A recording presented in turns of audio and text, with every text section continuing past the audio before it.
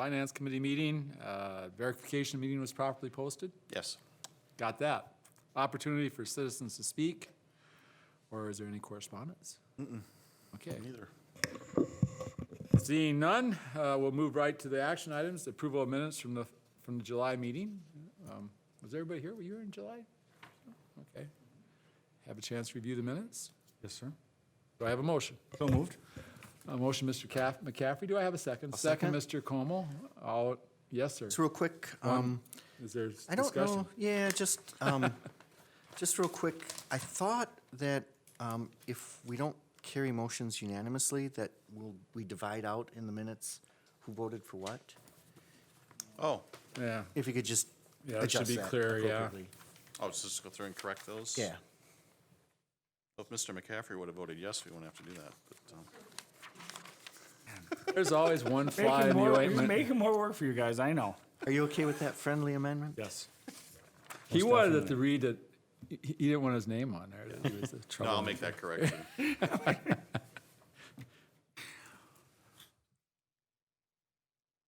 I seem to remember, was it Mr. McCaffrey that was against those? I don't remember.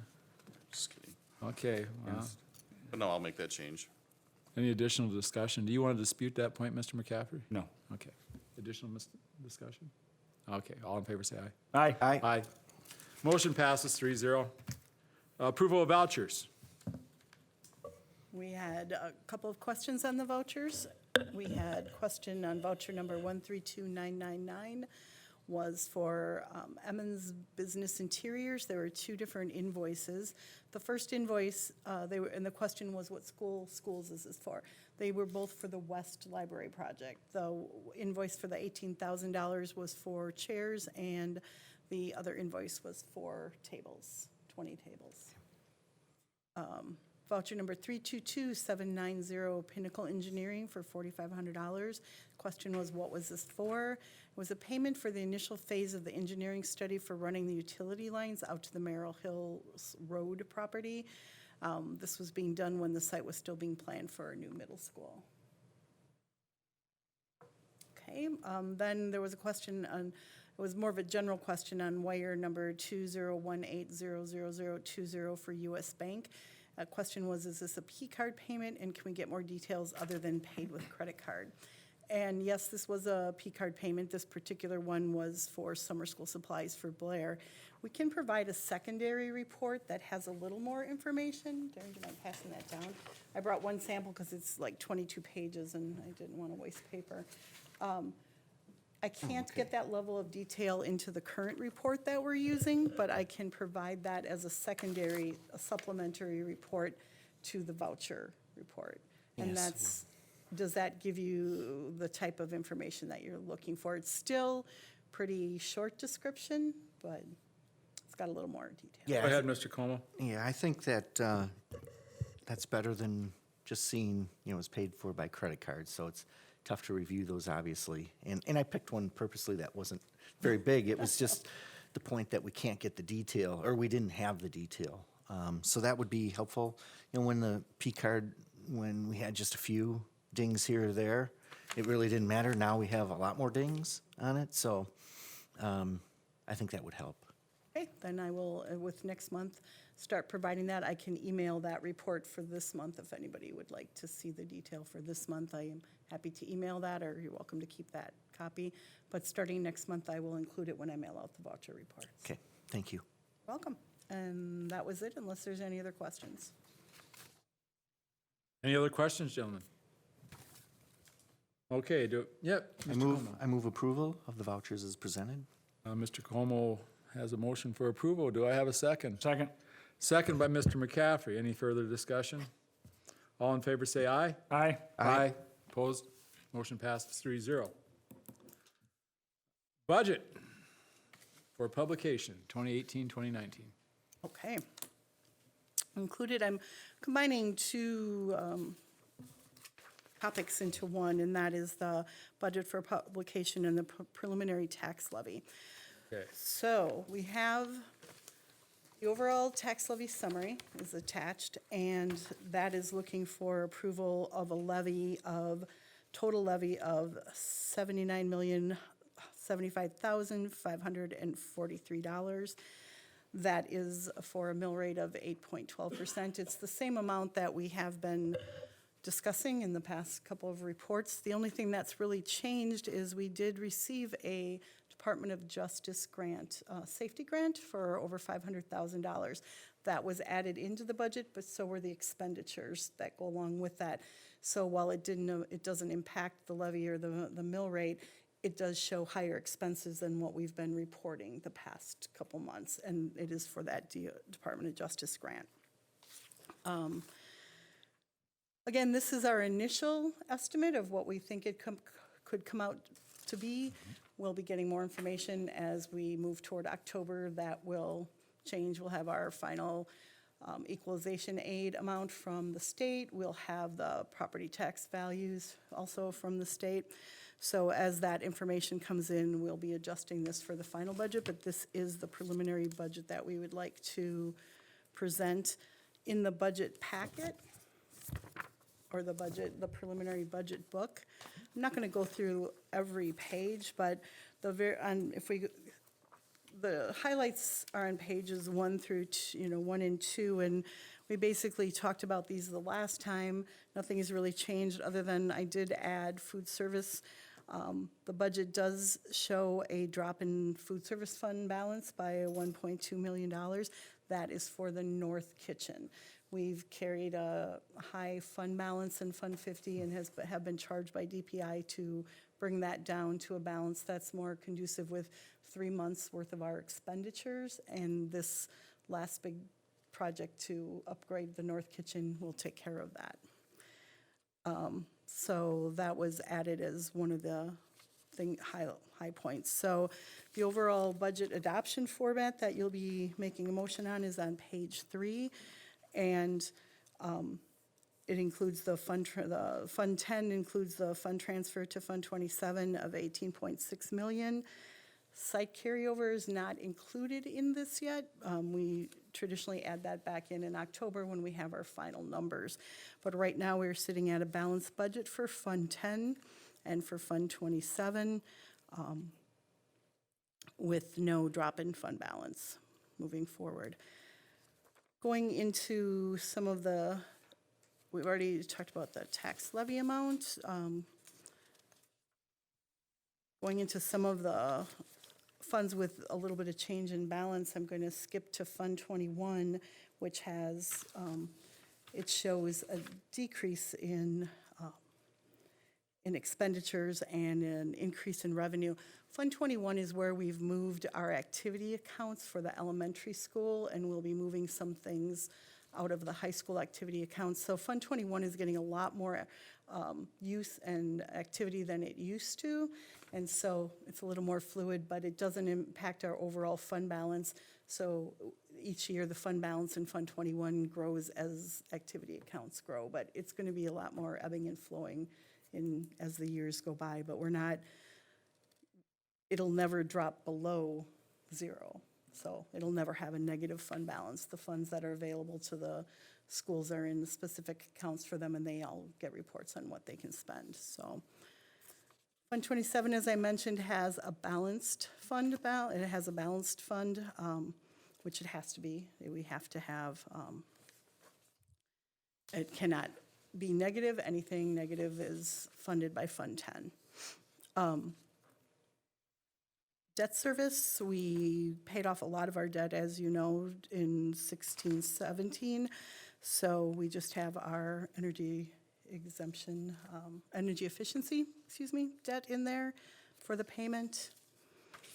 Fund 41 is a balanced budget, same as we did last year for capital projects. They did build a little bit of a fund balance going into this year but it's mainly for projects that are happening over the summer that were budgeted, and that balance will go down as the bills are paid into this year. Some of the other Fund 40 projects have really no activity, so I'm going to skip over those. And if we move on to page 50, page 18 for Fund 50.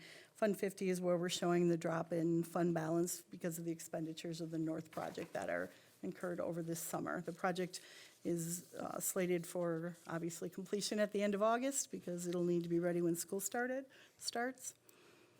Fund 72 is just our scholarship fund. That's pretty balanced. We do have a few more expenses. We have some scholarships that a larger chunk of money was put in, and we took away at that money every year, and that's why it looks like there's more expenses than there are revenues coming in. And then community service is one that we've added a few things into, and I shouldn't say we've added a few things, we've levied for a few more things. One is the String Academy, Waukesha String Academy. We've had to levy a little bit for that because we've been eating down our fund balance on that, and so now we need to levy to add to that. We're levying once again for the officer, the liaison, the resource officer, excuse me, and then we've added the library liaison position into Fund 80 for next year, and that was presented, was it last time or 2 times ago, I believe, to this committee. Just hold off here, just to refresh everybody, the library liaison is to work with the public library, right? Correct. That's, if you all recall, and then, so that, when I look at the change from the prior year, the difference is, there's a 44,000 increase in purchase services. What's that? Is that? That's the combination of the 3 of those positions. Part of it is taking down the fund balance, because there's still some fund balance going into it, just not enough to fully cover everything. So that is bringing, that includes all the payments for those 3 things in the contracted service. The salary that's in there is for our community liaison, 50% position in the district that has been in there, which is Maria Peters. And right now, we don't have, we've talked about expanding the resource officers. We don't have a formal agreement yet with the city, so we just put a placeholder based on past expenditures, roughly. But we hope to have that firmed up by the time we adopt the final budget. So, before we accept that agreement, I want to see the agreement. Sure. Yeah, absolutely. We actually have a meeting scheduled. And I want it to be compared to when we first started these programs with school resource officers. What we have tomorrow and what we had long ago yesterday. If the files for long ago yesterday are available, I will provide that information. Yeah.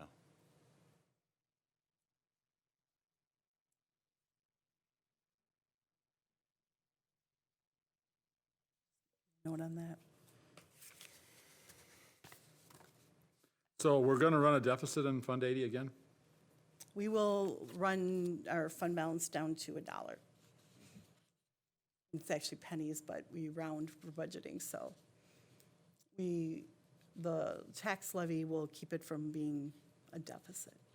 We can't end Fund 80 with a deficit, so we have to make sure that anything we're covering for out of Fund 80 is covered by either fund balance or the levy, or a transfer from Fund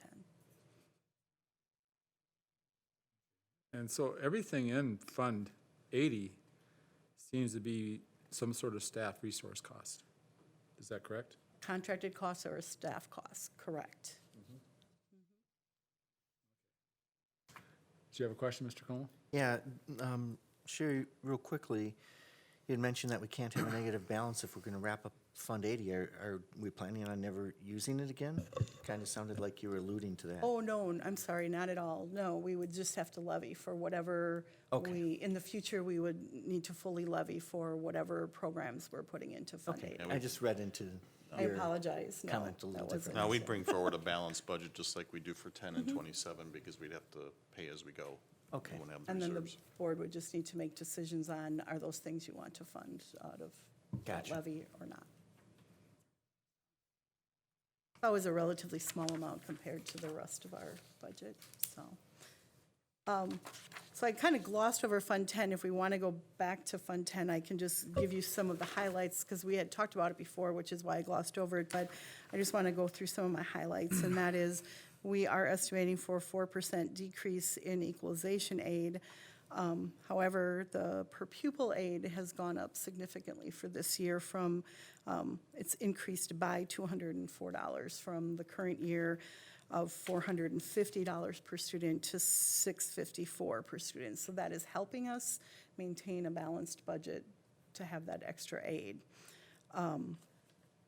As I mentioned before, we've added under state aid, there's an other state sources for $699. That is the Department of Safety grant for $518,000.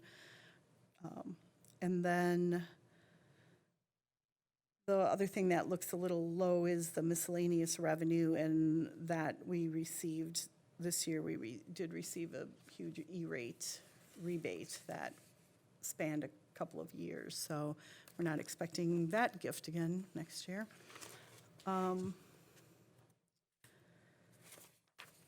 Other than that, a lot of on the expenditure side, we've just have some things like under the leases, we paid off all our leases 2 years ago, so we're still going into it with really no lease retirement or no lease debt in there. Same thing with our OPEB debt was paid off. Are there any questions on? Yeah, I have a question. Okay, There's a disturbing change in the trend line here. okay. What would that be? Open enrollment tuition. It's risen by an average of about 200,000 a year, 200 and then 500,000. This year it's dropping by 200,000 almost, yeah. Well, open enrollment is one of those things that when we budget for it, we don't have the numbers yet. So we are conservative at the budget time, and then it's one of the areas that we tend to get good news at the end of the year that helps us decide if there's additional projects that we want to fund as the year goes on, later in the year. So we are conservative. We look at the applications that are out there for this year.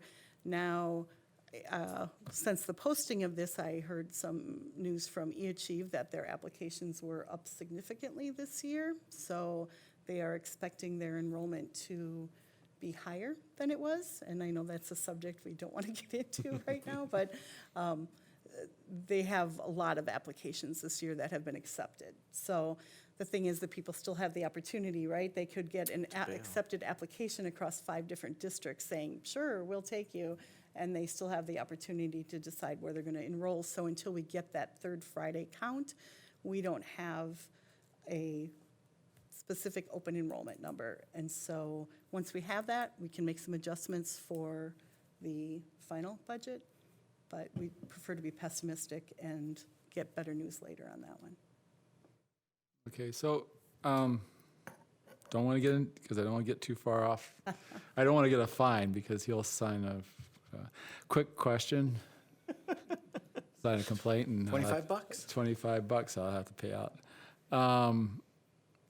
It's great that we're hearing good news about open enrollment relative to eAchieve. Our primary marketing tool has been word of mouth and whatever people can find on the web, really, and then there's been other stuff as well. Is that correct, Mr. Gray? We've used a number of radio, and then they've gone back to doing some TV advertising this year as well. I've always thought the TV was very attractive to people, and maybe that's why we are up a little bit, or not a little bit, up significantly. But in any event, that's, we've kind of taken a broad approach. And then this year, of course, eAchieve was represented at the fair and had quite a bit of contact with people around the county. So what I was thinking is that maybe we should look into relative to eAchieve, because it's so important relative to our ending budget, that we should look into an assessment of how much traffic our website is actually generating relative to our competition. There's ways of doing that, We right? do, and I think we have that information. I just don't think it's ever been shared at this level, so we can do that. I'd like to see the quality of the information, see if it's at the standard it should be at, or if it's just a cursory thing that's been done by somebody. I'm not positive, but I believe it's something they ask on the application where they heard or. Yeah, I'm not- there's ways of analyzing web pages as far as because they change the metrics all the time, Google does. And there's certain things you have to have relative to the web pages to get at the top. And you should design your web pages at that, like that. And I believe they do design those for that first hit, you know, that when you Google virtual schools, that it's supposed to come right to the top of the list, so. That's what you call faith. Well, I want to mean, see. I want to see a real analysis from a real firm that knows what they're doing, because I've seen it, and it's really quite helpful to know how you rate out versus the other guys. I have eAchieve's communication plan as one of our agenda items for September or October, and we can bring back, someone asked for that a couple months ago, and with everything going on this summer, we haven't gotten to it, and we were waiting for the fair and seeing where applications are, so we can bring back that information. Mr. Como. Quick comment on that. Both Patrick and I had a chance to meet with the Achieve folks that interact with the company that does search engine optimization and other services. It was over a year ago, but what they were doing at that time looked really good, and the results were decent. But I think it's a good idea to be looking at that every year. Well, and I also think we should look. Because We those should look Google at engines do change. We shouldn't look at the same firm, because let's look at a different firm to do an assessment of what's been done. Because obviously the firm that did it's going to give you a very favorable picture. Maybe or maybe not, but at least you know a third party, just like a third party auditor, will give you a better assessment, Different set of eyes. different set of eyes. Because the rules do change all the time with Google, and They do? yep. Yep. Okay. Almost now daily. I'll talk to Mr. Gray and our financial people afterwards and maybe give them some recommendations. Okay, sorry about that. I'm off topic. I'll get back on. Mr. Como. I'll bring us back to levy. How's Yeah, that sound? back to levy. Remind me, you have a scenario B for levy. Yes. Remind me what that is based on and what the likelihood of that might be. That is based on a July 1st estimate that DPI puts out that says, based on what we know so far, this is what we estimate your state aid will be. However, that A pretty does- significant difference. It is a difference. It's very dependent upon how our final numbers come out. By July 1st, we do not have all of our expenditures and everything in. We have no reports to DPI. They're going off of trends in history, and after our final audit and we do our annual report, they review it and come back with what the actual aid is. We like to be a little more conservative going into it because we feel that it's better if we can come back with a lower levy. Sure, I would much prefer to go in with scenario A than B, at least at the preliminary stage myself too, so. Yeah, the biggest difference between the July 1 estimate and the final number when we get it is they base that off of our budget. And the final is based off of actuals. They just don't have the data yet. But we're pretty confident that our final tax rate is going to be lower than where we are right now. But things happen, so we've decided to just leave it at the 812 right now.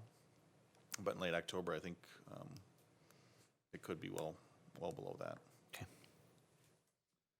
Okay, one other item, I see special projects grants, quite a decline forecast for that. Special projects grants. Sorry, Federal- Which page? That'd be under federal aid on page 5. Yep. Yes, we have our preliminary amounts in from DPI on what our grants are, and there's two things that are contributing to this. We did get a little less money from most of the title grants, and also we really spent our carryover more effectively this year than we have in the past. So generally, we've carried more money over from the prior years. They needed more of that carryover this year, so there's really not much carryover to pull in this year. Now, carryover, when we do have it, will be included in there, but it really is not a significant amount of money. Like right now, for Title I, we're looking at $17,000 versus in the past $200,000. Spending has, they've had to pull more spending into Title I than they've had in the past. Okay. Other questions? I guess that's it. We need to have some motions, I guess, to finish Yes, this so up. the motion that you would be making on the budget would be to approve the printing of the budget, and that would be, well, you're approving it on page 3, the budget totals across all the funds. And then you're approving the preliminary levy, which is on page 4.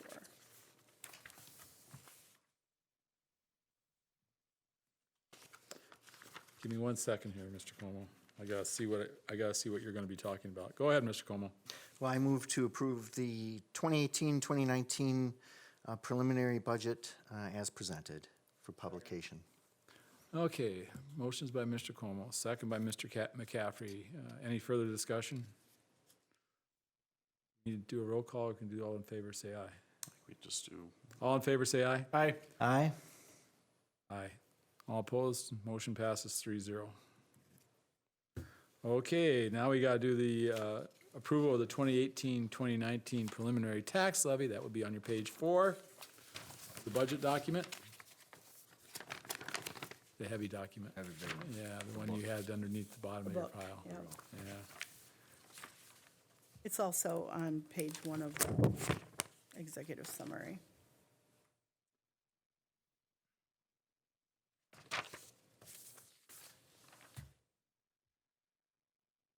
I move approval of the 2018-19 preliminary tax levy as presented.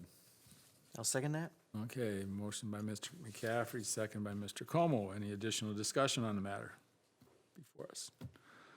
All in favor, say aye. Aye. Aye, opposed, motion passes 3-0. Okay, now we off to the next item, which is action item number 3, approval of the Lindengrove easement request. And you sent out some documents by email, which I picked up. But Yeah, it was not quite easy enough for me to figure out what we had actually changed, even when I looked at my email, so. yeah, on your desk tonight is the final copy, and then I also put the red line copy in. Their attorney presented the original document, so the red line is changes that we requested. And Lindengrove, going back in the late 90s, we had exchanged properties with them. I think they were doing an expansion of their facility at the time or something. I can't remember the specifics of it, but the property that we got now has our practice fields on, and there's a drainage pipe, and then there's a drainage swale that's always been there. Paperwork was just never completed when we did the exchange of the property, or maybe it wasn't a big topic, apparently. But now Lindengrove is looking to do further expansion, and the city's now requiring them to get an easement for the swale and the storm sewer pipe as well. So attached to your executive summary is a map. The big parking lot on the right side is North's big parking lot. And this is right on the corner of University and Michigan, just to kind of give you a general idea of where we're talking. So I colored in blue the two, roughly the areas where the easements go. Again, this has been here, it's been the way it is, we're just kind of formalizing the agreement. So I can answer any questions you have. I took some of the changes that we made from our last easement conversation, and the biggest change that we came up with is their initial draft allowed them to put manhole covers on, and I'm like, you can't have manhole covers in the middle of our practice field. So all their improvements, they can maintain the pipe, but they cannot do anything above grade to, hinder our use of the property. So if we can, if you have any questions, I'd be glad to answer them. Glenn's here to answer any questions you might have as well. But otherwise, we see this as just formalizing something that's been in place for a couple decades now. I have a question. So, the runoff goes, it goes into that ditch with the bridge over it, that's where it goes, right? Where does that drain to? Oh, it does, okay. Okay. Fox River, okay.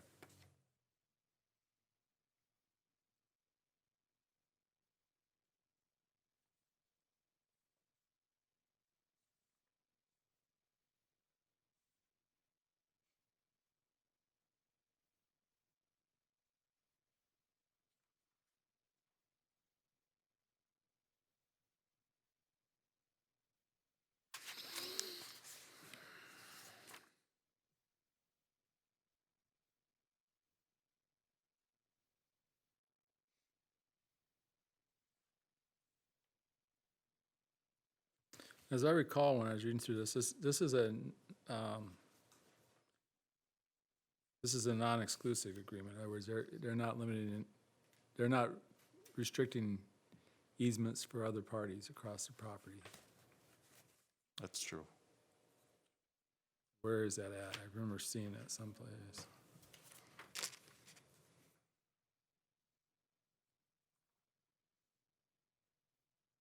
Not interfere with the user's full enjoyment of the easement rights in this agreement. Reserves the right. I think that's it. I think that's it.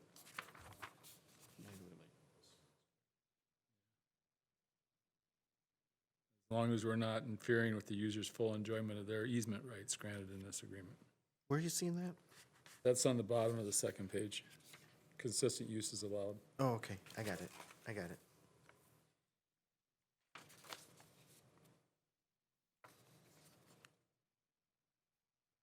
Yeah, I think that's fair enough. I think Okay. it parallels what our last discussion was with, Well, it's not the exact same words, but it means the same. Yeah.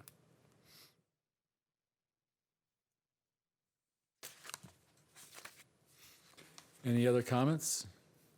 Do I have a motion? I move approval of the Lindengrove easement request as presented.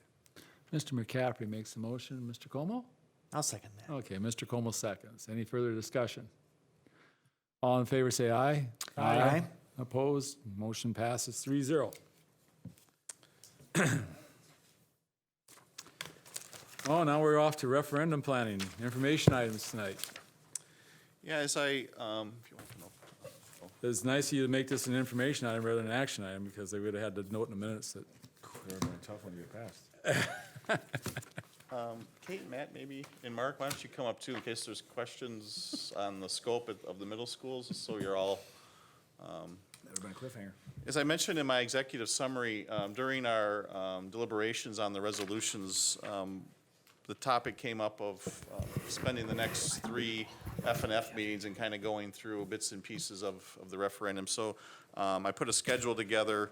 So tonight, we're going to be reviewing the finance plan and then the middle school scope. And then September, we'll touch on the elementary schools, the STEM sites, and the high school scope and the communication plan, which is near final. We were still working on it, so that's why we didn't lead with the communication plan.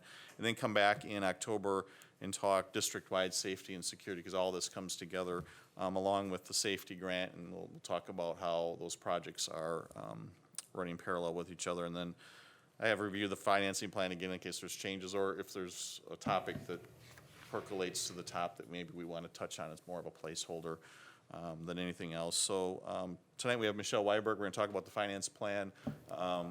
Representatives of Bray and Findorfer here. We're going to talk about the scope of the middle school, which really hasn't changed a lot. We've been talking about that one, so I don't know what level of detail we want to get into, but we have a PowerPoint to guide you. So I have a PowerPoint I'll walk you through that's up on the screen and go over, and then Michelle will help us kind of map out our strategy on the borrowings and how it all comes together financially. You've been living the background. The biggest thing was we started in 2015. In the community survey was run in April and May. We had about 6,500 respondents. So that and about 30 community group meetings. We think we've got some good feedback, and a lot of what the final scope was driven by some of those results that we got from the survey, mainly the new construction versus renovating old buildings, those types of things. So the financial information, these are just some talking points that we've been using a lot. Over the last several years, our tax rate is down 14.3%. We think that's going down again. We just went over that. The district continues to spend below state average, and mill rate wise, we're below state average. Cost per pupil, if we spent the average amount in the state, it would be $1,200 more per pupil. You multiply that by around 13,000 students, we'd have to spend $15.6 million more per year. We're not here to ask that or even consider that. We're almost debt-free. In 2021, we'll be completely debt-free. We have $3 million payments essentially left to go on our Fund 38 debt tied to the energy efficiency projects. One thing I noticed when we were putting the budget booklet together, our tax levy is actually lower than it was in 2008, 2009. The rate's about the same. So I think we've done some good work in that regard. Now, it hasn't declined every year during that period to get to that point, but I thought it was an interesting fact. And then overall, looking at a third-party set of eyes, looking at our financial situations, we have a very favorable bond rating, and Michelle will probably touch on that a little bit in a minute, tied to our finance plan and the impact that has. So this is a slide that we've been using. This is the K-12 school districts in Waukesha County. Now, Arrowhead is not a K-12 school district, so they're not on here, nor are their feeder districts. But we're well below the average for the county. We're well below the state average in terms of tax rate at $8.21. This is last year's tax rate, so again, I think we will be lower than the $8.21. I have no idea where the other districts are falling in terms of tax rate for the upcoming school year, so this is the 17-18 data. You know, some people might say we have efficiency of scale when comparing to other Waukesha County school districts. So this is a chart comparing us to the other larger, kind of the top 10 school districts in the state by tax rate. Again, we're below that average as well, so if you think that's a better group of districts to compare against, we also come out tax-wise very favorable in comparison to those districts. Here's our history. I just took from 2000 on because 2000 is a round number. We're at almost the lowest we've been, and I think we could get very close to that $7, close to $8, you know, $7.90 to $8 range by the time our final tax levy is done in October, if what we're seeing holds true. So we've had you know, it's not a straight line. The dotted line reflects the average trend over that period of time, but on average, we have seen the tax rate drop from 1046 down to 821 over the last 18 years. I'll turn over to Michelle now. This is I think you provided this graph essentially, Sure. So I'll let her walk you through this and then the financing plan in total. Yep, so we're looking at audited information, which is long-term debt outstanding. These, again, are those Waukesha County K-12 school districts, so comparing you more to your regional peers versus your large district peers. And we're looking at the debt outstanding in as of June 30, 2016 versus June 30, 17, which I just think is interesting. You can see these colors look way too close on this screen, but the kind of teal or turquoise blue versus the grayish blue. We can see that Oconomowoc going from 16 to 17, we can see their successful referendum coming online and their bar getting bigger because of that.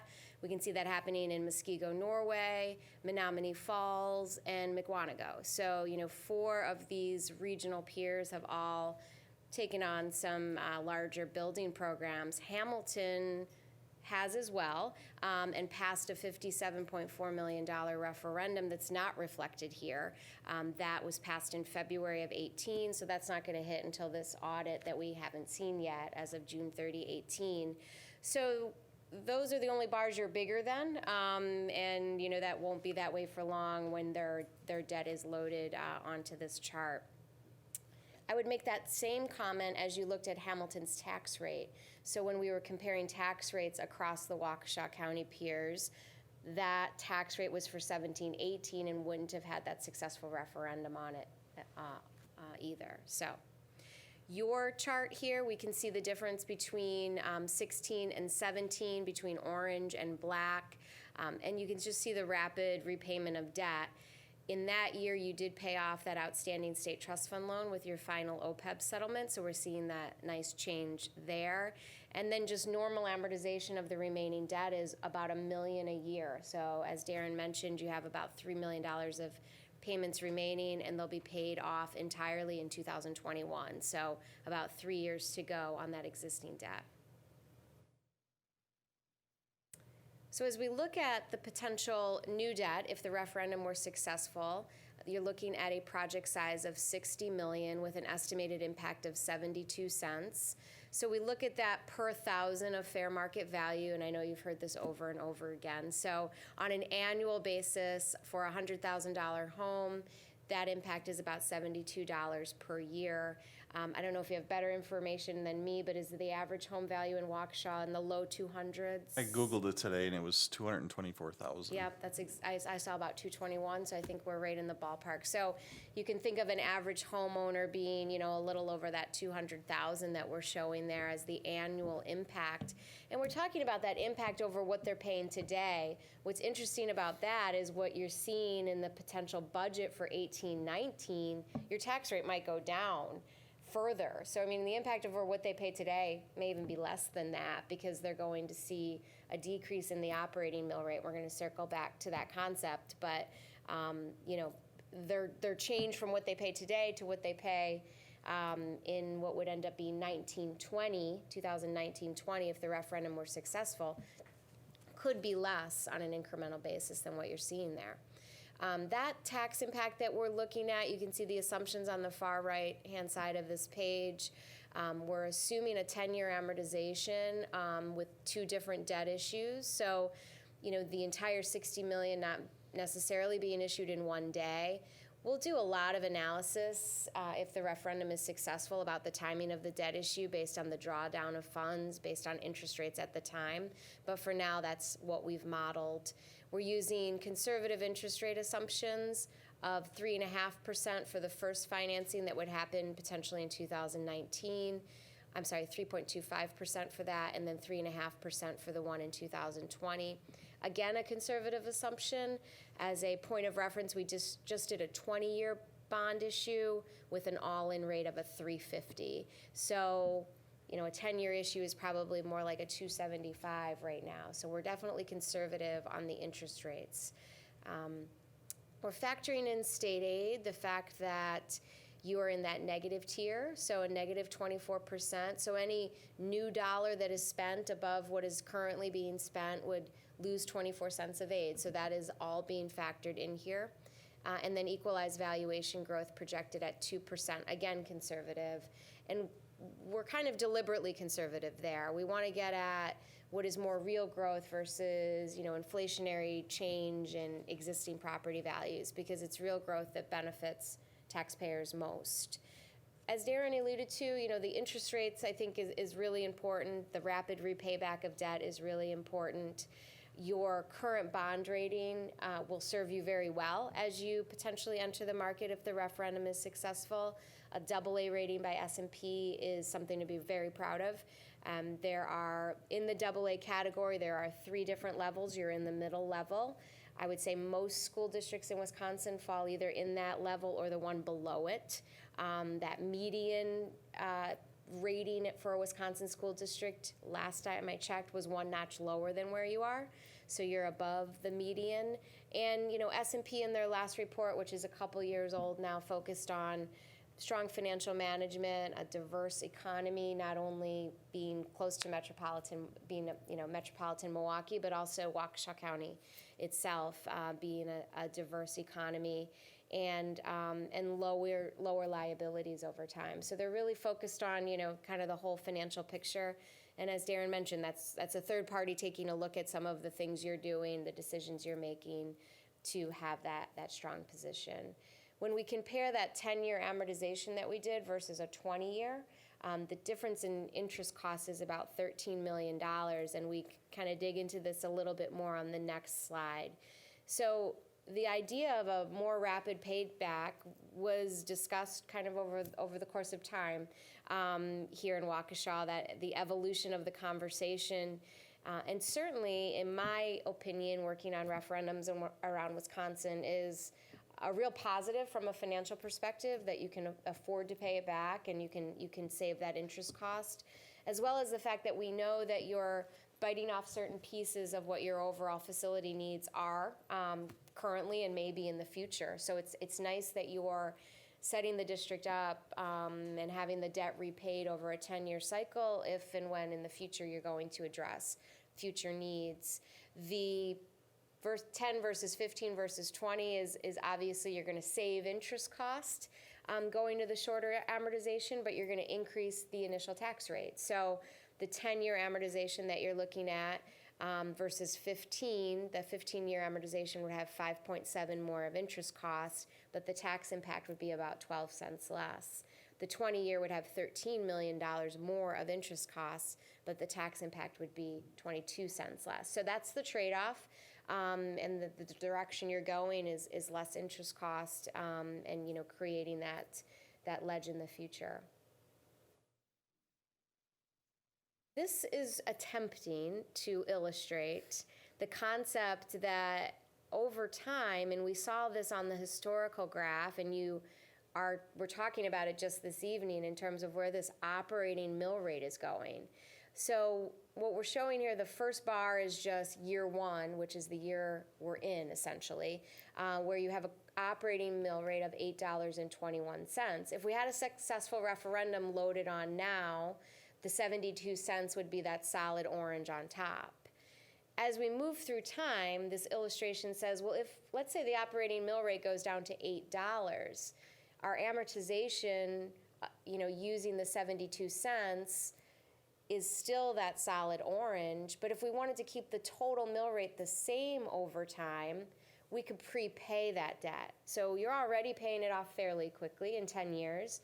That sliver on top with the slanted lines is just, again, an illustration of what you could do in the future in terms of prepaying debt and managing the tax levy over time. So these are not, some of these are real numbers. The first bar is. The other bars are really just kind of trying to show you what that might look like over time, and something that the board on an annual basis could decide they would like to do or not like to do. If you found our tax rate is dropping because we're getting more aid, or for whatever the circumstances are, you could choose to start prepaying debt, over the course of the term of the loan. This slide came from our conversation when we went from 15-year schedule. I think from a workshop we had, I think Kurt had asked about a 10 and even an 8, and this is kind of a 10 that could be an 8 or a 8.5 or a whatever. But, a lot of districts issue debt, they pay that payment every year and they don't really manage their debt. And this is, every year we'd be taking this snapshot of, how quickly, does the board have a desire? Now, if rates go up, this slide goes away just because the theory crumbles. But we think we're going to be down on that $8. It's hard to predict 8 out, but we would be having that conversation annually as part of the budget process. Mr. Como? So do we have to set up the bonds in a particular way in order to pay them back early? We do, yeah. So we've talked about, getting into the financing plan. If the referendum is successful, we'll have conversations about what slivers of it we take and make sure are prepayable.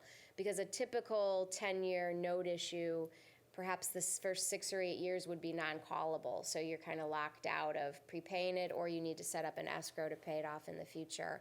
So more and more we're setting up these financing plans, particularly for larger referendums that are passing, that have some slivers in there of debt that is prepayable. And the reason it's just slivers, not the entire issue, is because you pay for that prepayment flexibility. Interest rate is higher because that investor knows that you can call those bonds away from them. So we only want to put pieces of the financing plan designed that way, and we think long and hard about how much to put there or not. Because if you're gonna pay for that prepayment flexibility, let's make it only enough that's reasonable that you'll use it. And you've factored that into the numbers that you're presenting to us here. We factored it in terms of, I think we're conservative on the interest rate, so that if we take slivers of it that end up being prepayable, and that interest rate is a little higher versus, on the traditional note issue. So we haven't modeled out exactly every piece of it right now. It's tend to sharpen our pencil afterwards, and we want to see where rates are then anyway. It's kind of hard to design that now when we're probably, if the referendum is successful, 10 months away from your first financing, so. You don't have to issue bonds? There's state trust fund loans where you could make a prepayment and they just provide you a new amortization schedule, or there's several options, but when we get to that point where we're rolling out, if we get to that point, rolling out these financing plans, we might be coming in here with something flexible that's a higher interest rate, but we're banking on the prepayment to Right. save us the interest. So it might not be on the front end or on paper when you're being asked to approve it to look like the best, but that flexibility, we'll have to weigh and see if it's And it's certainly viable. not for 60 million, as an example, we're working with Verona, they passed 182 million approximately. We're doing about 15 million of their total financing plan in that flexible way. So we're really thinking long and hard about what is conceivable that they'll even want to prepay, so that we're not doing too much in that, paying for that flexibility that you don't use. I'm not sure how much we'd be able to use it. I mean, if we prepaid at that point, that money would come from a reserve fund that we have, or from reserves that we built up over that period of time. It actually comes from the Fund 39 levy. So what would happen is if the operating levy goes down to $8 and we have 72 cents of debt that is scheduled to be paid back, you as a board have the flexibility to say, let's add 8 more cents to that, or whatever the number is, and collect an additional Fund 39 levy and pay back some of the debt that is outstanding. So it's actually Fund 39 levy, and that's a decision the board makes on an annual basis, if you do it, and how much it is. So we'd be able to adjust the levy to pay it off early without going Correct. back to referendum again? Correct. But you need to have existing debt. Right. I mean, we couldn't levy in Fund 39 now for, No. you need to have, Issued. It has to be Right. issued. yeah, it has to be tied to something, right? Right. Okay. Mr. Gray, did you have a comment? Just following along. Huh? Mr. Como? It's like we really levied for a bond a traditional bond. You're always at that fixed amount is essentially, Right. Right. gotcha. Interesting. That's nice flexibility to have, actually. Well, years ago, many, many years ago, they actually passed a referendum to refinance the debt.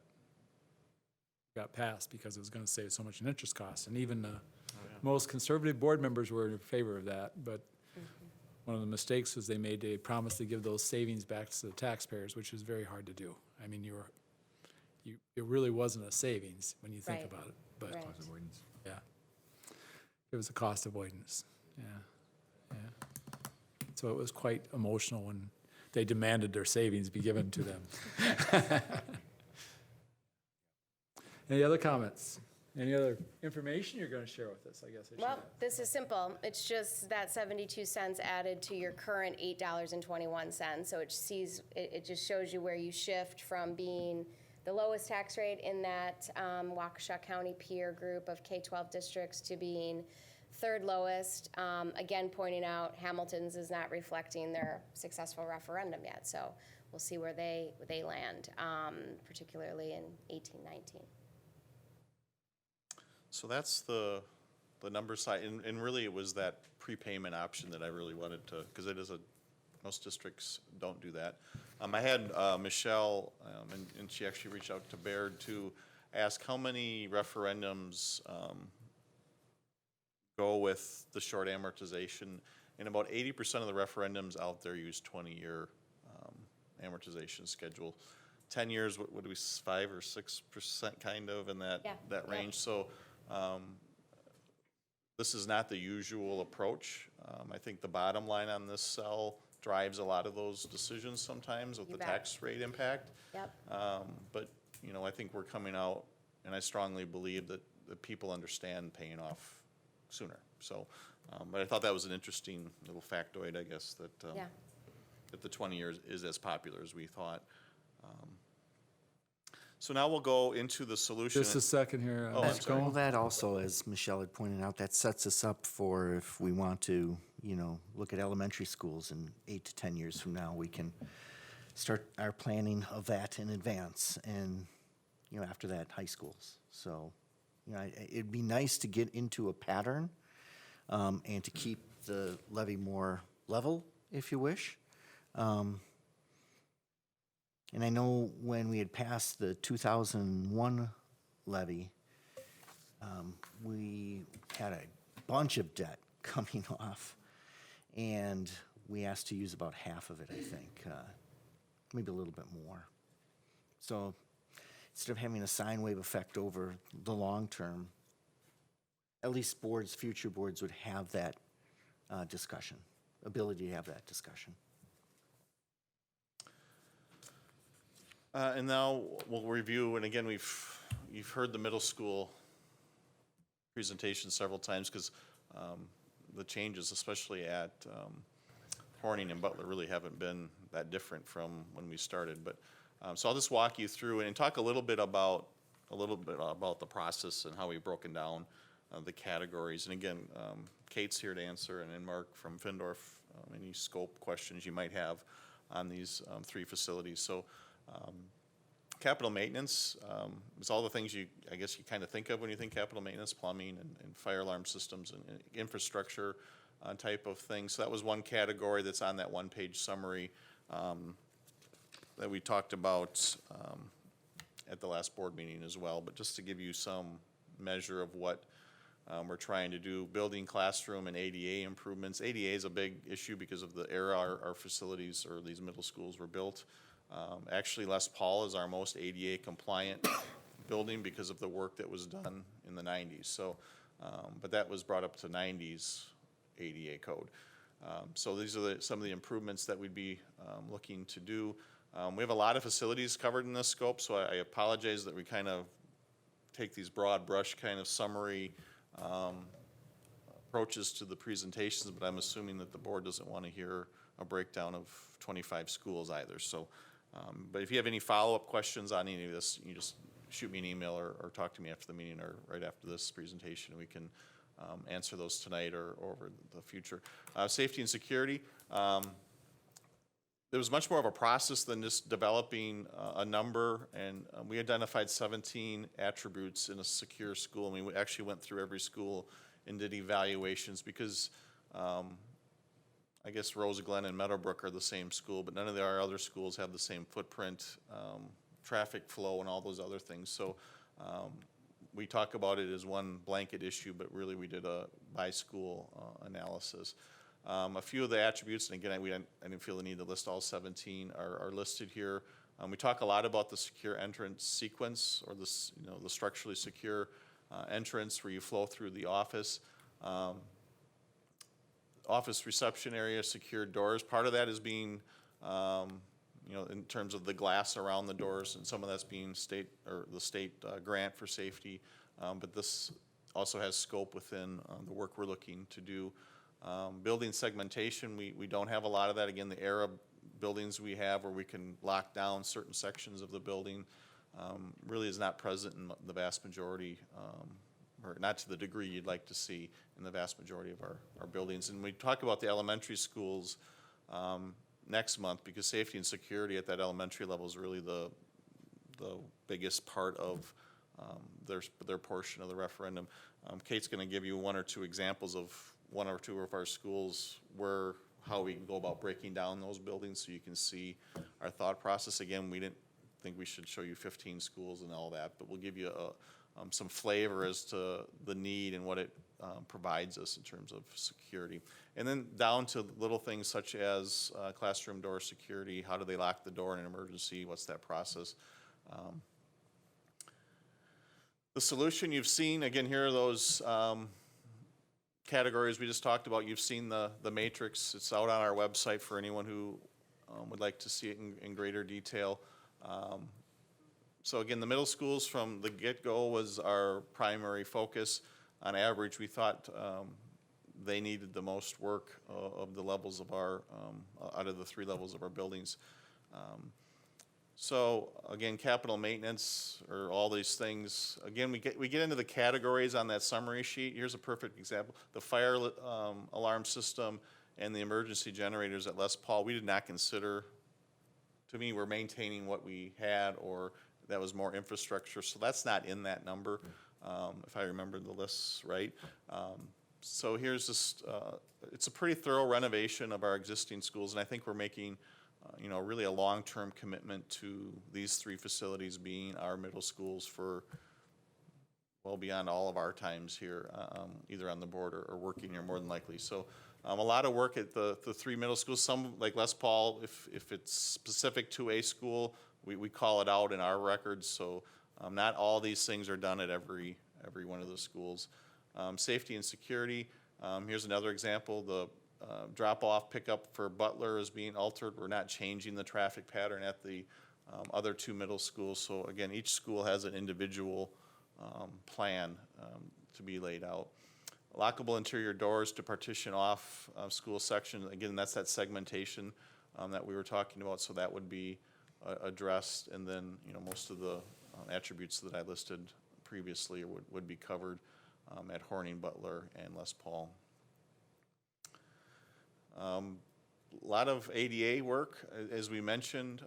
Probably the most talked about one in my time is the elevator issue at Butler. That would be addressed with the addition that's going on. Les Paul, this is the one change from what we surveyed. The master plan included the new cafeteria. We did not survey the new cafeteria because the dollar, you know, we already were surveying $104 million. We've brought that back because if we're making that long-term commitment to Les Paul, that is, in our mind, an area that definitely needs to be addressed. And then other ADA areas, locker rooms, bathrooms, all those things would be addressed. The only area that we still don't have a specific plan for is the 3rd floor at Les Paul, those 2 science labs up there.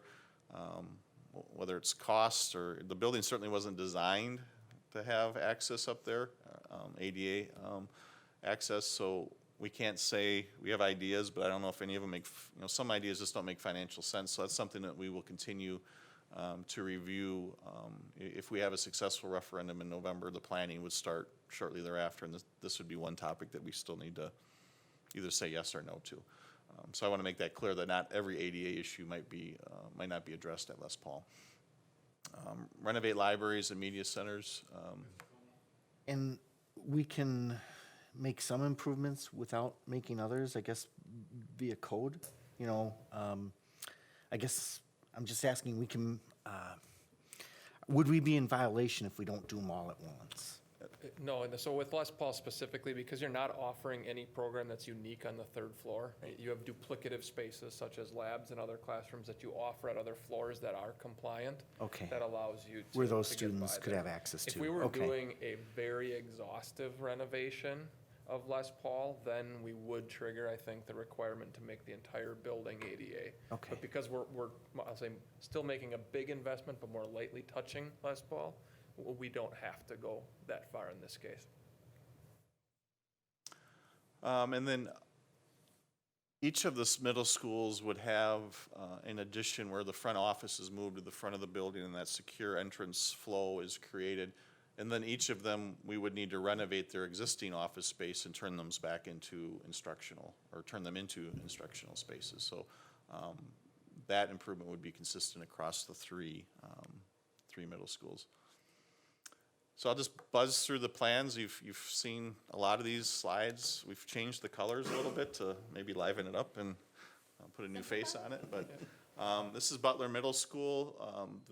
You can see the parking lot flow at the bottom. We think this would be a significant improvement, not only when we were talking about it as a possible STEM solution, but getting that traffic off of the streets and onto our property. And we have, unlike a lot of our schools, this Butler's, blessed with a lot of green space where we're able to do something like this. And then the addition, you can see the square that kind of goes into the building a little bit that was talked about from the beginning. This is slightly different than what we surveyed. The addition is actually going to hold the offices now because the enrollment we're planning for, since it's going to remain a standard middle school and not the STEM school, we think we need a little more space.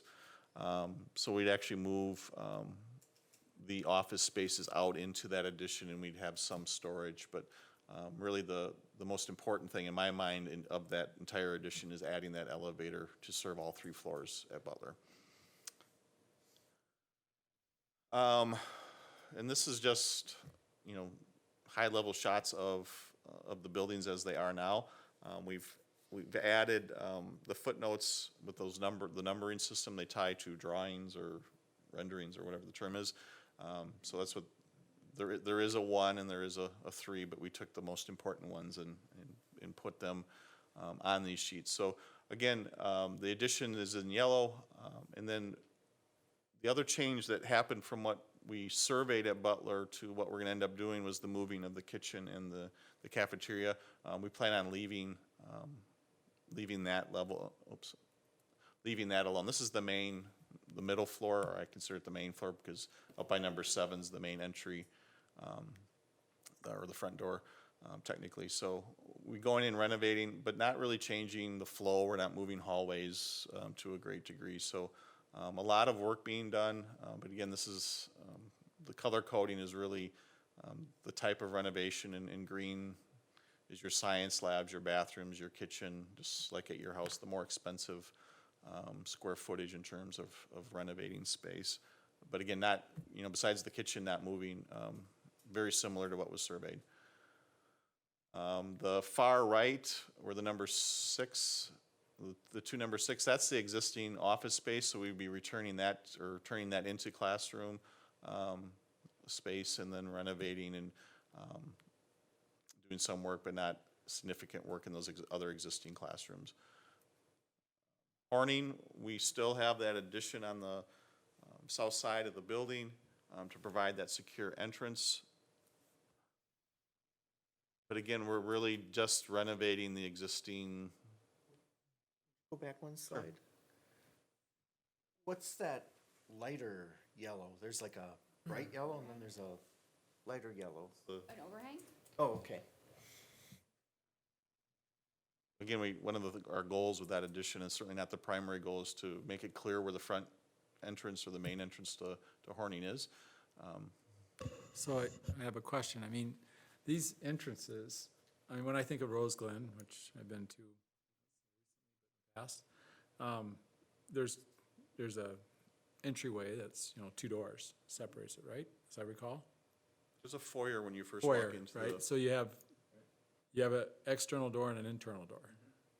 So why is it we don't have, let's say, during the non-normal traffic hours when you have kids Pick up and drop off, right? pick up and drop off? So during the school day, wouldn't you want to have that program so that the interior doors couldn't be opened until the exterior doors are closed?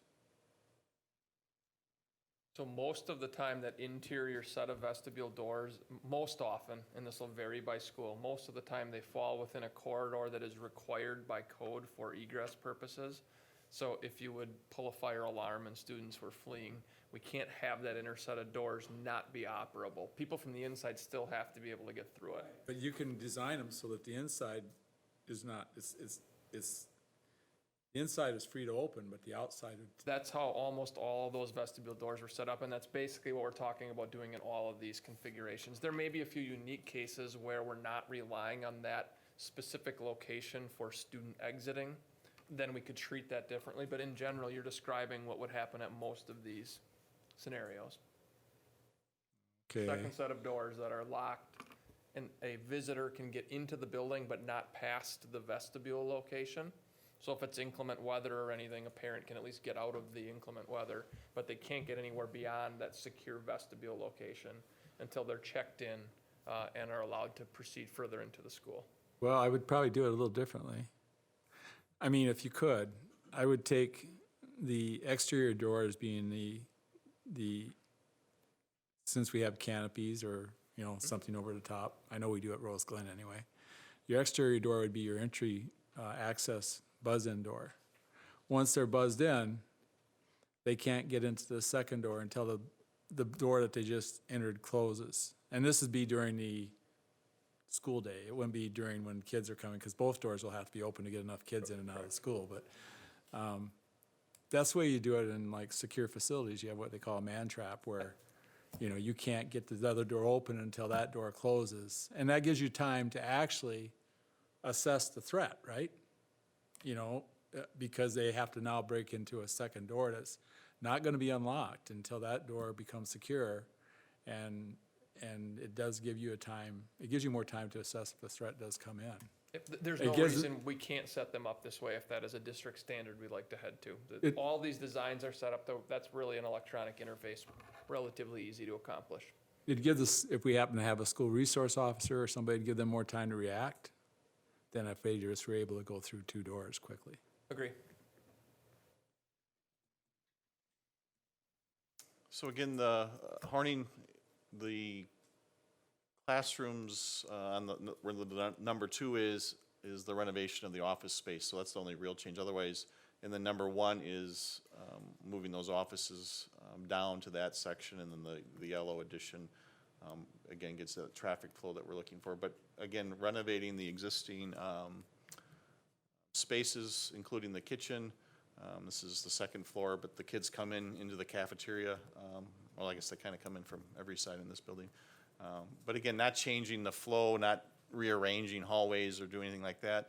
And then the libraries in each of these schools would be renovated to better fit instructional needs at this point in time. So Horning's scope actually has been the rock of all of our schools, right? I mean, it really has not changed over time at all in terms of the level of work. And we are, this directly reflects what was surveyed as well at Horning. So, Horning surveyed very well. So we think we have something here. Les Paul, now this one, again, we added back in the cafeteria because we think if we're gonna make, and I think there's a strong community support of staying in this school for a long period of time, added the cafeteria back in, and added that secure entrance, moving the offices out to the front of the building instead of leaving them behind that hallway where you can go left or right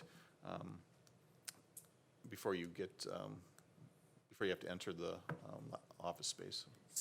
So that does look like that cafeteria is getting larger than what it is now, because it's pretty twinky right now, correct? It is a Square little foot- bit. Yeah, a little bit. It's pulling the kitchen out from the original Worthington building, because renovating the cafeteria in the basement of the Worthington building was one of the problematic pieces also. So it pulled the actual kitchen and the cafeteria into the new construction, as opposed to leaving the kitchen in the existing building. And the existing cafeteria, or kitchen space would be converted to a larger girls' locker room. And then again, Back to that, Les Paul. sure. So where's the administrator's office is gonna be on that? Actually, if we look, There we go. easier to see it here, right next to the number 2. Okay. And right now, it's where the green area is with the number 2. That's where the administrative offices are now. Is there a separation? Well, obviously there has to be. That's an office there. I mean, there has to be.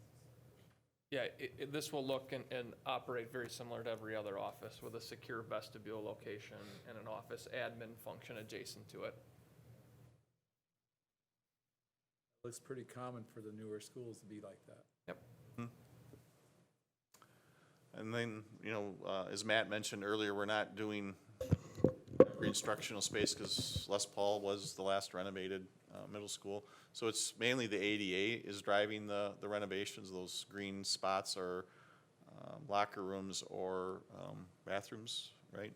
That we'd have to have to address to make them compliant. And then this is just the, second, third floor of these buildings. So again, not a lot of, in terms of covering square footage, not a lot of renovation in comparison to the other middle schools. So I thought when we were looking at this before, last fall, to go back, were we gonna add?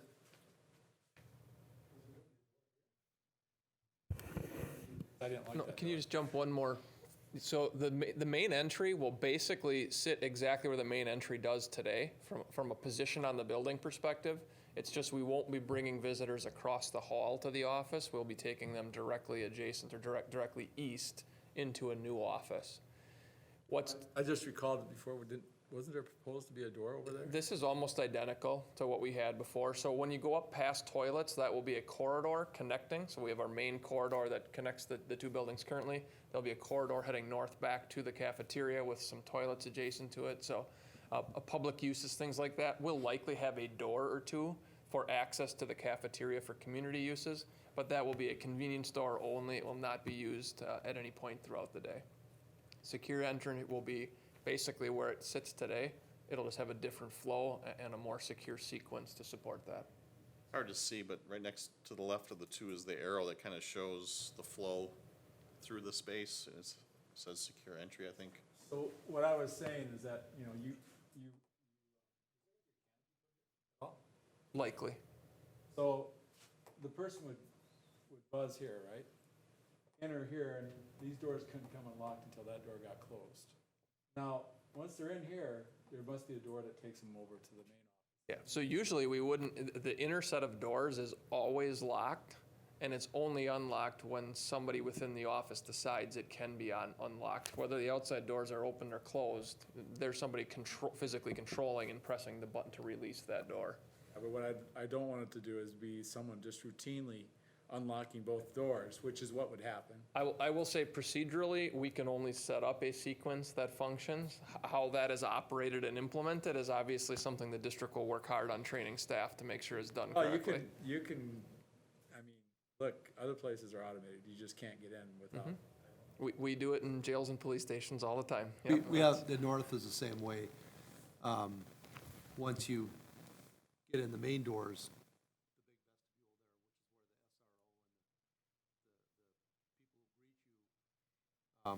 but you can't get into the rest of the school during the school day. Of course, the point is, I don't want them to be able to get through that door until that other door closes, because that will require then them a waiting period before they can get. The other thing that'll assist that traffic pattern and us getting into that, a new habit really, is we're implementing and installing the new Raptor software system where all guests hand over their driver's license, the background check is run. So that's gonna force people into the office and I think help us retrain staff to have the office be the conduit into the school and off hours, or non-peak hours.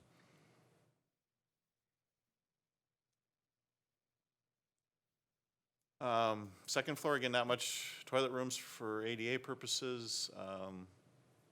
Third floor, I mentioned the access to those two science labs. Again, we have science labs in the lower levels, so we think we're covered there. How high is the yellow gonna go? Is it gonna go all 3 stories? No, the cafeteria will probably be a story and a half or so. We'll want a little more volume in there, but the remainder will likely be single story for bathrooms, office, et cetera. Yeah, we're really just showing the outline of a roof below in that case. Quick follow-up to Kurt's question. At Les Paul, when you walk in a secure vestibule, is there gonna be a barrier between the main office and the secure vestibule? I believe that's highly likely. We haven't detailed the design to that point. And there's probably 50 decisions to make just about how the vestibule interacts with the office once we get to the detailed point in the design. So, but I feel confident saying there will be some barrier between the office and the vestibule. In all the schools? I believe so. And I don't want to say all concretely because every school is different, obviously, with, but I think Well, I the mean, general as the strategy will be, Your interest is that we would be building, we can make them any way we want. correct, yep. Yeah, we'll have a lot of discussions around whether there is no connection between vestibule and office, whether it's a window, whether that window is operable, whether it's got a deal tray, whether it's got a passage underneath for a large package like an instrument, if somebody forgets that, whether everybody comes into the office and the first interaction is face-to-face. Those are all the decisions that we'll make. These plans and the architecture is set up that'll support any one of those scenarios. So we'll be making some decisions as a district on how to standardize that, and then we'll implement that wherever we can. I would just rather the person coming in have the Raptor background check before they Yep. confront any employees or students.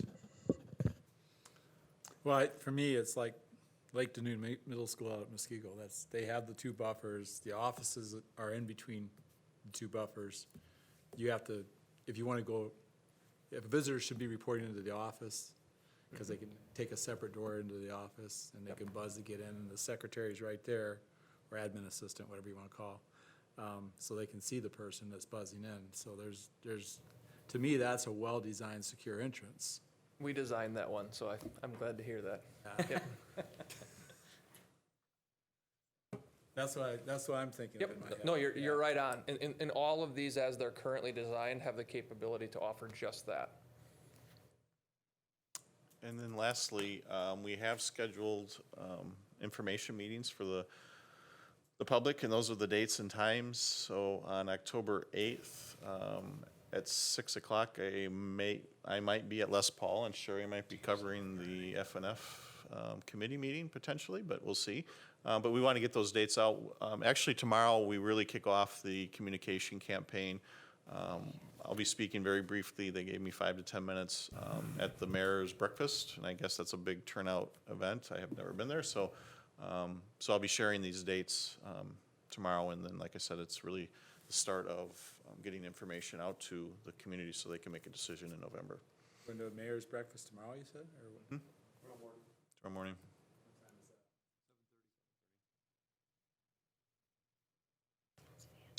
So, is there any questions on either the financing plan or the middle school scope that haven't been asked, or things you want us to come back next month and clarify, or?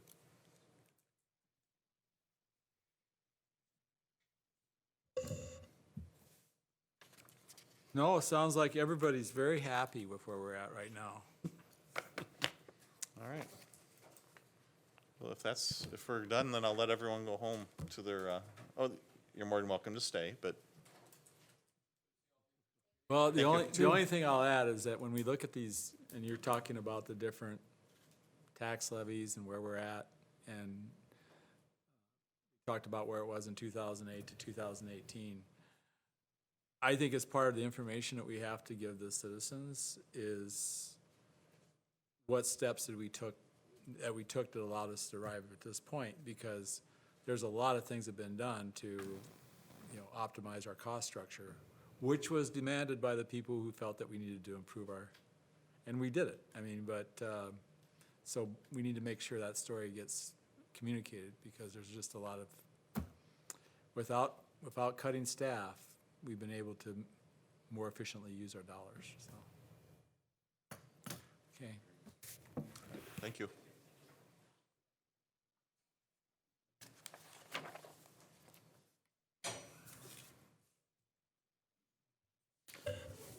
Okay, I guess, let me see, monthly budget reports, the last thing on our information items. Yes. Excuse me, before I jump into the month of July, just wanted to share where we're at so far for wrapping up 17-18. Our audit is 2 weeks from today, so the auditors will start on August 20th. We have our entries booked that we see so far, and we're looking at adding about $150,000, $200,000 to the surplus, depending if the auditors have any adjustments that they want us to make. So we came in really close to our budget target for this year, with still being able to add a little extra back into the fund balance. So that's good news. We'll have official ending after the audit. Moving on to, any questions on that? Okay. Excuse me. Moving on to July. Just one question. Yes. Darren, The special fund that we created, the deferred, what I call deferred fund, deferred capital fund, how do we go about continuing to put money into that fund? Should we put more in as Yeah. we build up our fund balance, or should we, I mean, it could be helpful at some point, you know, as we're trying to avoid affecting our revenue limit. Actually, state aid. I have that as an agenda item in September and October too, that, you know, one way, you can budget to do it, but I prefer the second approach, is that we see where our year end is. We have the discussion of, and that's, I was hoping to be able to come in and talk to you about a little more money than what we're ending with. You know, I don't know if it's half of that or what, but then the board just approves the transfer, and it would all happen in the 18-19 school year. So it's really just us kind of feeling out how we want to go about doing that. But if I remember right, I think it's May of '21 where we could start expending out of there. So keep in mind that it is a delayed fund at this point, but the clock is running on that 5-year moratorium. But I think it's a discussion we need to start having about how we want to utilize that. Mr. Como? Although you're presenting how we might want to go about doing that, we can put monies into that fund at any time. We just Oh, yeah. can't take them out until the 5 years have passed. Exactly. Okay. And if, you know, I'd look at the year end and how we end, and, you know, there's nothing stopping us, and I don't know if I'd advocate for this, but it's something we should consider, is moving fund balance in there alone. You know, those are all things, and this will be the first time we've talked about it, so it'll be a Well, healthy conversation. We're gonna use that fund someday. You I know, think so, if we, and we need to build it up so that when we need it, it's there. So, I think it's worth the discussion to say, we need to start building that fund, because there are gonna be expenses that are going to be not comfortable to have, and if you don't have that balance sitting there to pull on, it's gonna be tough for the overall district, so. So I'll put that on next month's agenda. Questions on, and the ending of 17-18? We'll have a, like I said, more solid report next month after the audit. I apologize, I have no idea I'll what's just say happening that in my voice. this is the closest that we've come to the target, right? The target is always to have a small surplus, so we, Considering we started with $180 million, yeah, $200,000 closer than I within would prefer to see, but we'll take it, right? Tenth of a percent? tenth or, Tenth of 1%? Yeah, one of the difficult things in here is, because we thought we were gonna be even more favorable, but when you're self-funded health insurance, it's fluid. right. And we'll be talking about that on a future agenda, about how we're doing overall and what we're seeing in terms of trends and spikes and all of that too. That helped us get really close this year, so. And if we hadn't made some of the, well, the reality is, those things work themselves out Oh, over over time. time, yeah. Yeah, over time, they work themselves out, Yeah. but, anyway. But sometimes you get the big surprises and it's June, Right. The definition of time is fluid. so. But that'll be Got a big surprise. a big surprise, yep, so. But that'll be a follow-up report. I think it's good for us to spend a little time and just review. I mean, that's a big program for us, so. So, Okay, then I'm going to move on, excuse me, to July of this year. Our revenues, when we're looking at July, it doesn't show a lot of revenue, and that's, we do receive a fair amount of revenue in July, but a lot of it is booked back to 17-18. So in the end of June, we go ahead and we book our receivables, anticipating what our revenue, remaining revenue is, and we book it to receivables. When it comes in, it then gets paid back to the receivable versus getting booked into the revenue. So for July, our actual 18-19 revenues, our biggest revenues were fees, student fees collected, and that's mainly, in July, it's mainly athletic fees and outstanding fees that trickle in. We don't start seeing our 18-19 fee payments really until July because they don't get paid, August, because they don't get posted till August 1st. But we are getting lots of payments, which is good, through RevTrack. Our investment interest isn't posted in this report yet because it was an early month to get the report out, and we did not have the updates from the banks yet. All the other sources, we really didn't receive anything for 18-19, just some miscellaneous revenue, $6,600. That was just for several small payments for things. From an expense perspective, summer payrolls are much smaller than our school year payments, so our payroll, our salary and benefits are lower, which is to be expected. Purchase services, our main expense in July, we have technology renewals such as Skyward and other Infinite Campus, things like that. Pretty typical for July, so those are our main purchase services. Non-capital objects, other computer-related things as we get ready for the school year to kick in, and those were some of our main costs along with a renewal for our Epiphany software.